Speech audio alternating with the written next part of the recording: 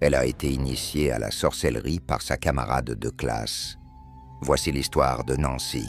Si c'est ta première fois de tomber sur cette page, s'il te plaît, abonne-toi et laisse un j'aime. Je suis né et j'ai grandi dans une grande ville africaine. Ma famille vivait dans un quartier populaire où les maisons en briques et en tôle se serraient les unes contre les autres, séparées par des ruelles étroites. Nous étions une famille modeste, mais unie. En tant qu'aîné, âgé de 7 ans, je jouais un rôle particulier auprès de mes jeunes frères et sœurs. Ma petite sœur, âgée de 5 ans, avait une personnalité vive et débordante de curiosité. Notre petit frère, encore un nourrisson à l'époque, était le trésor de la famille. Sa naissance avait apporté une joie immense à nos parents. Mon père, en tant que chauffeur de bus, il connaissait presque tout le monde. Ma mère, couturière de grand talent, confectionnait des vêtements pour les habitants du quartier. Mais tout a basculé un jour fatidique. Mon père avait proposé à ma mère de l'accompagner pour livrer une commande dans un quartier éloigné.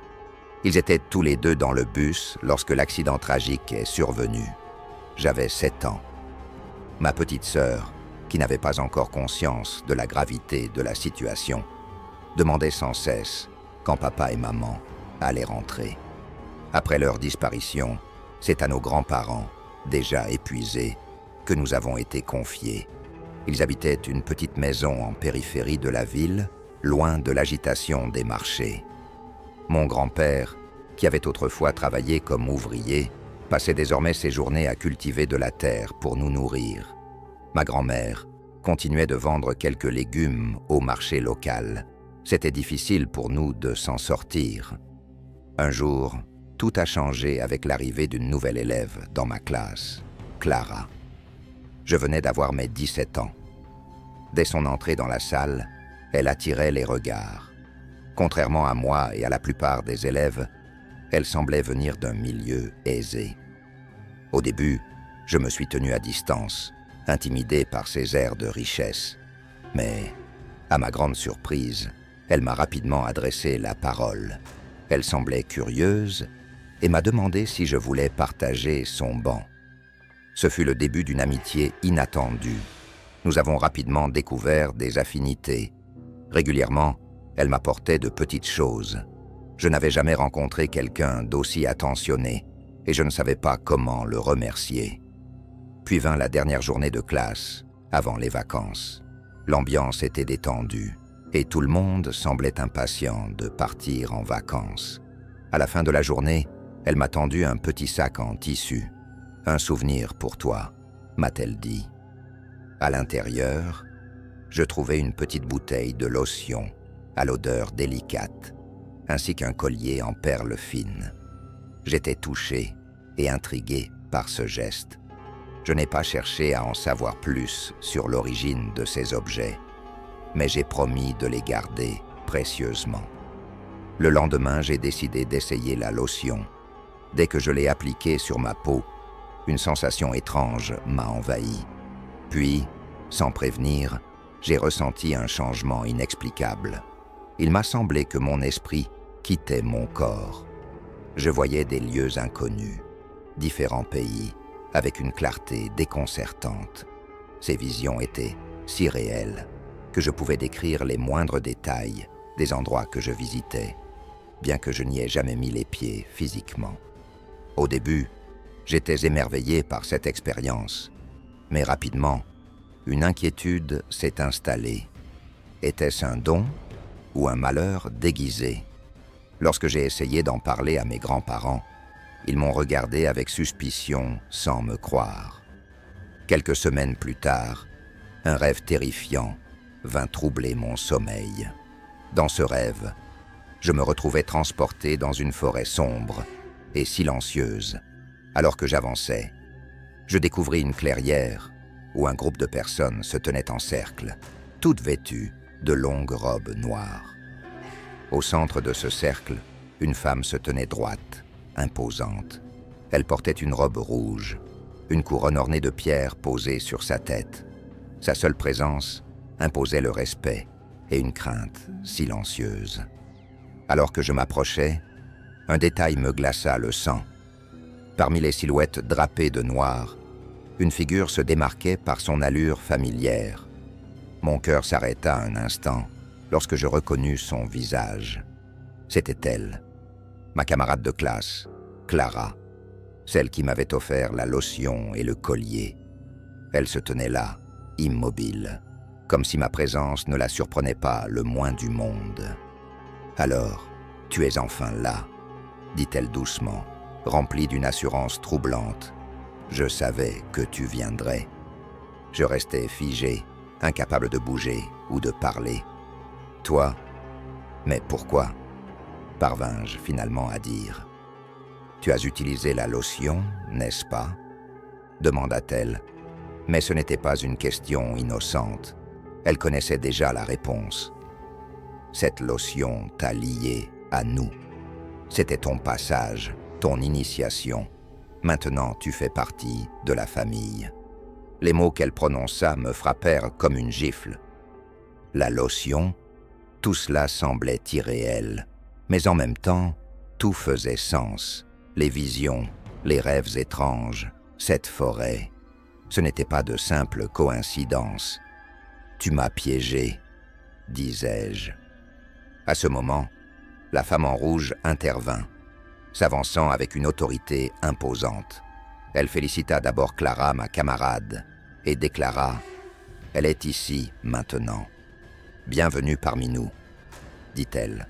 « Tu fais partie de notre famille désormais. » Ma camarade hocha la tête avec fierté, comme si tout cela était naturel. Je voulais fuir, m'échapper de cet endroit. Une partie de moi comprenait que je ne pouvais plus revenir en arrière. Cette nuit-là, dans cette clairière, je compris avec une clarté terrifiante que ma camarade n'avait jamais été l'amie innocente que je croyais connaître. Elle m'avait initié à la sorcellerie. Des semaines après, ma première mission me fut attribuée. Lorsque la femme en rouge m'annonça ma mission, ces mots résonnèrent dans mon esprit comme un écho. Je devais mettre fin à la vie d'un prêtre. Lors de la réunion, il m'avait conféré des pouvoirs nés d'un rituel sombre et chargé d'énergie. Ce prêtre est un obstacle à notre cause, avait déclaré la femme en rouge. Tu utiliseras ce que nous t'avons donné pour mettre fin à sa vie. Ce sera ta première épreuve. Cette nuit-là, je me suis réveillé dans mon lit, avec un poids immense sur la poitrine, espérant que tout cela n'était qu'un cauchemar. Le lendemain, alors que je sombrais dans le sommeil, un rêve étrange m'envahit. Dans ce rêve, je sentis mon esprit quitter mon corps, comme si une force invisible m'arrachait de moi-même. Mon corps, resté immobile sur le lit, semblait si lointain, comme une coquille vide. Je flottais dans un espace inconnu, guidé par une force qui m'emportait sans que je puisse résister. En un instant, je me retrouvais dans une chambre modeste, faiblement éclairée. Au centre de la pièce, le prêtre dormait paisiblement, son visage détendu. Je m'approchais lentement. Mes mains, que je ne contrôlais pas pleinement, s'élevèrent devant moi. Une lueur sombre émergea de mes paumes, comme une fumée dense et vivante. Cette énergie se précipita sur lui, l'enveloppant. Son corps commença à se tordre légèrement, ses paupières se contractèrent, mais il ne s'éveilla pas. Puis, tout s'arrêta. Son corps cessa de bouger. Mon esprit fut brutalement tiré en arrière, comme aspiré par une force puissante. Avant même de comprendre ce qui m'arrivait, je me retrouvais transporté dans leur cercle. La femme en rouge s'avança au centre, son visage éclatant d'un sourire qui me glaça le sang. « Tu l'as fait. Tu as prouvé que tu as ta place parmi nous. » Les membres du cercle se tournèrent vers moi et commencèrent à applaudir lentement. « Ce n'était que le début, » poursuivit la femme en rouge en s'approchant de moi. « Tu as accompli ta première mission avec succès et cela te lie encore davantage à nous. Désormais, tu es une des nôtres. » Lorsque je me réveillais, tout semblait étrangement normal. Je regardais mes mains, cherchant une quelconque trace de ce que je venais de faire. Mais elles semblaient ordinaires, comme si rien ne s'était passé. Je ne comprenais rien à ce qui venait de se produire. Était-ce un rêve? Une illusion? Mais quelques jours plus tard, la vérité éclata. En traversant le marché, j'entendis des murmures parmi les passants. « Tu as entendu? Le prêtre de la petite église a été retrouvé mort. » Mon souffle s'accéléra. Je rentrai chez moi en courant, le cœur empli d'angoisse. Je savais que ce n'était pas une coïncidence. Ce rêve, cette énergie, cette mission, tout cela était réel. Les jours suivants, une culpabilité écrasante m'accompagna et je me sentis plus seul que jamais. Un soir, alors que je dormais, je fus à nouveau transporté dans cette forêt sombre. Le cercle des silhouettes en robe noire était réuni. La femme en rouge se tenait au centre. « Ta prochaine mission est cruciale », annonça-t-elle. Mon cœur se serra avant même qu'elle ne prononce les mots suivants. « Tu dois provoquer un accident sur l'axe principal qui traverse la ville. » Je la fixai, abasourdi. « Un accident ?» Elle hocha la tête. « Tu te positionneras devant une voiture et ta seule présence suffira à semer le chaos. Nous t'avons donné ce pouvoir, utilise-le. » Je voulais refuser, protester, dire que je ne pouvais pas causer la mort d'innocents. Mais les regards insistants des autres membres du cercle me paralysaient. « Tu as déjà fait tes preuves, » ajouta-t-elle. Le lendemain soir, je me retrouvais sur cet axe principal. Il était tard, et la route était encore animée par le passage des voitures. Je me positionnais au bord de la route, puis avançais lentement jusqu'à me tenir au milieu de la voie.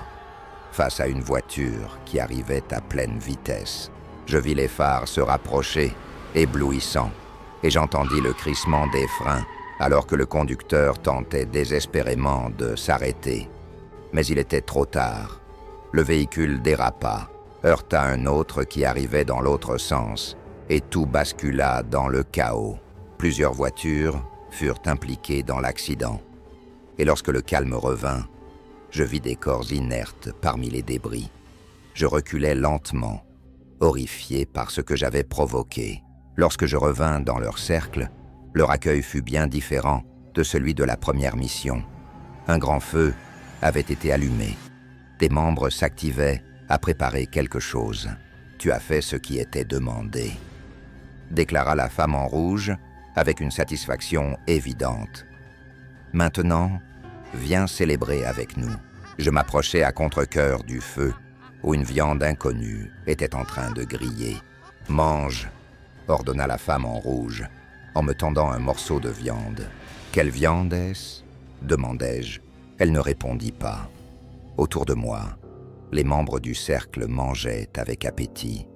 Je ne savais pas ce que c'était, mais une part de moi craignait de le découvrir. « Mange », répéta-t-elle, cette fois avec une autorité plus tranchante.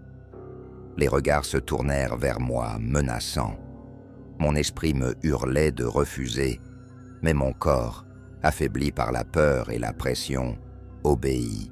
Je pris une bouchée. Chaque mâchée me paraissait une éternité. Les journées passaient, et je me sentais accablé par tout, cherchant à comprendre ce qui arrivait vraiment. Des semaines après, alors que je sombrais dans un sommeil agité, je fus une fois de plus arraché à mon corps et transporté dans leur cercle. Je ressentis immédiatement que cette réunion était différente.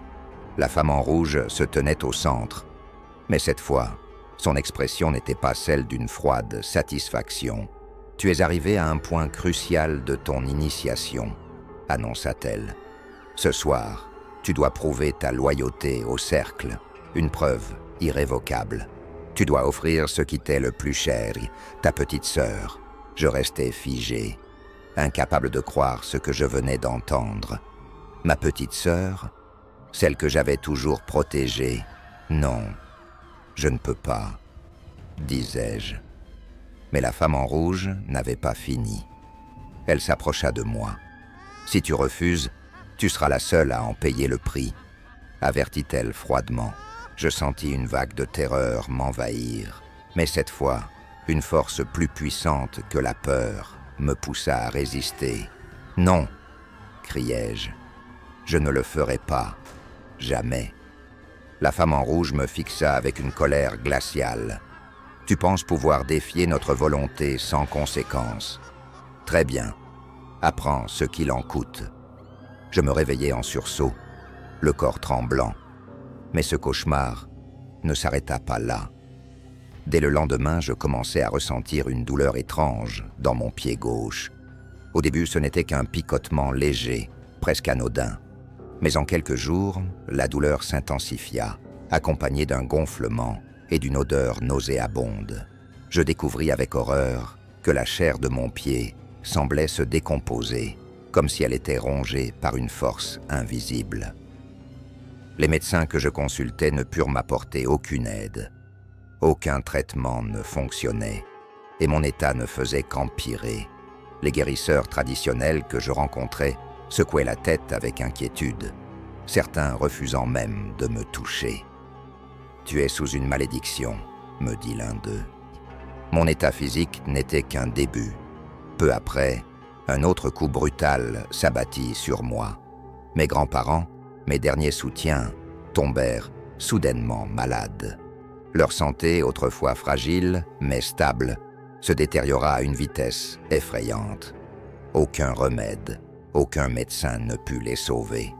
En quelques semaines, ils succombèrent, tous les deux, me laissant complètement seul. Leur décès me plongea dans un gouffre de chagrin et de culpabilité. Je ne pouvais m'empêcher de penser que leur mort était une conséquence directe de mon refus. Était-ce une punition ? Et pourtant, malgré tout, je savais que je ne pouvais pas sacrifier ma petite sœur. Mon pied continuait de pourrir, une douleur constante me rappelant chaque jour mon défi. Cela fait 4 ans déjà que je cherche désespérément de l'aide pour échapper à cette spirale et retrouver une vie normale. J'ai appris à mes dépens que certaines rencontres, aussi insignifiantes qu'elles puissent paraître, peuvent bouleverser une existence entière. Un simple geste, un cadeau apparemment innocent, peut devenir la porte vers des ténèbres insondables. Et chaque décision, aussi minime soit-elle, laisse une empreinte indélébile sur le chemin que l'on trace. Je ne sais pas si un jour, je parviendrai à effacer ces ténèbres, mais je refuse d'abandonner. Tant qu'il restera un souffle de vie en moi, je continuerai de chercher, de lutter et d'espérer. Si tu as écouté l'histoire jusqu'ici, n'oublie pas de t'abonner et de dire ce que tu penses de cette histoire dans les commentaires. À la prochaine pour une nouvelle histoire.